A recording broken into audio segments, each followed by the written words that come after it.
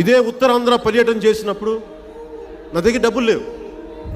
నా పార్టీ అకౌంట్లో ఉంది 13 లక్షల సినిమాలు లేవు. 13 లక్షలే ఉండింది నా పార్టీ అకౌంట్లో. పోరాట యాత్ర అప్పుడు బయలుదేరితే నేను ఒకటే చెప్పాను, సార్ డబ్బులు లేవంటే నేను 13 లక్షలు ఉన్నాయని.